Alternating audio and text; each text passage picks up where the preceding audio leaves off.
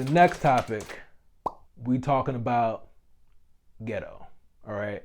It doesn't sound like I'm talking about the ghetto, like no, Ghetto. I don't know how to spell that, but no, his name is spelled like Geto, so Geto, right? Um, Talent versus hard work.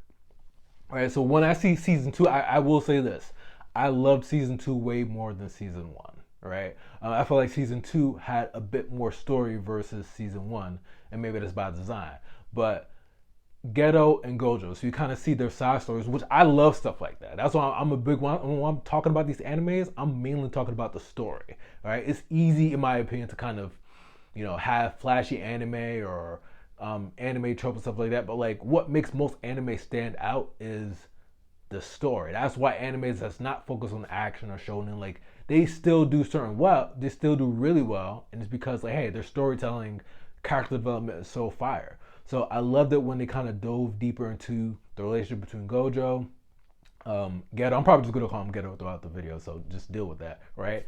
And their backstory. And Gojo is literally like the golden child. So Superman, I don't think it's any secret. There's nothing he could do wrong. He's natural talent, and Geto is hard work. When I say Geto is hard work, what I mean is like, I think it was episode 29. Like this man looked like a tired out employee. Like this man was working 24-hour shifts. He had bags underneath his eyes.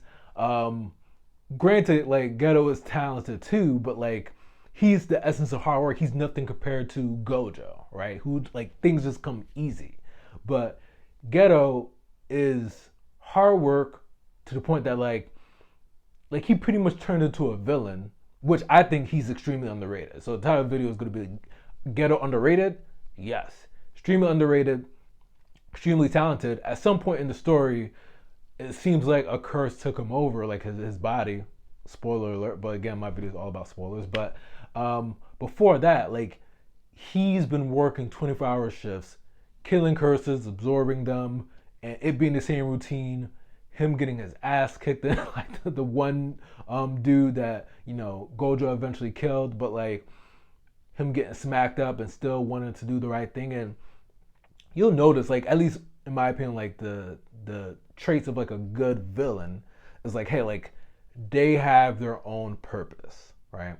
And despite the fact that you might not agree with their purpose, it's not like they're driven to just like world domination or like to do bad things. They're driven by like, hey, they truly believe this is the right thing to do. That's the thing with like the Avengers and Thanos. Like, he was driven by like this reason. This is my reasoning, and it's gonna help you guys in the long run, despite you not feeling that. So when Geto had that realization of like, society would be better off like this, and of course he didn't have the realization. The girl told him. The girl threw out the idea. So I don't know what role she plays later down. She probably plays like a more major role, because I know that's like kind of Toto's mentor or something like that. The guy with the scar and the bun, but like he's like, yo, I am working these 24-hour shifts. I ain't getting no breaks, and if society could just be like this, life would be easier for everybody. Like people wouldn't have to die. I wouldn't have to be absorbing these dirty rags. They compare curses to dirty rags. Like, yo, I want to do it like this. And then that was his motivation. And then he even said it in one of the later episodes too, where it's like, yo, me wanting to make everybody be able to like have curse energy and like that, it's not easy for me, but it'll be easy for you, Gojo, because you're just naturally talented. So is something like that really not feasible, or something like that only feasible for somebody like you, somebody who's just naturally talented? So like, hey, does hard work beat talent? In real life, I would argue yes, right? In real life, it's very rare, but in real life, I would say yes. Like hard work can beat talent. But if I had to kind of argue, in most animes, hard work ain't beating talent. It's just not. And there are a million scenarios that we can go over. That can be a whole long video of like anime characters where the hard work actually beat the talented character who's just naturally gifted. But most animes, in my opinion, is like the character who's naturally talented, naturally overpowered, is just always going to be overpowered. And the character who works hard they might have a chance sometimes, like a minimal chance, but like the minute the person who's overpowered, naturally gifted, actually puts in effort, like it's done, all right? And that's how it is in most animes, and it's unfortunate because I don't think that's a reflection of real life, despite the fact that yes, it is rare in real life.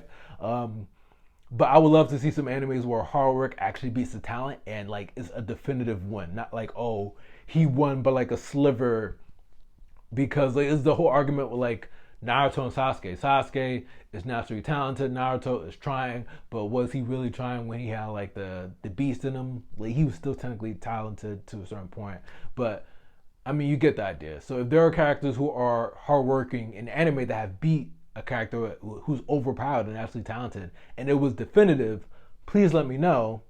I'm assuming it's probably going to be rare, but yeah, I mean that's my thing, right? I'll have more content coming. We'll see if we're going to be covering more popular anime or some more low-key ones. If you have something in mind that you want me to review, definitely let me know. All right. But it's your man MES. I'm out.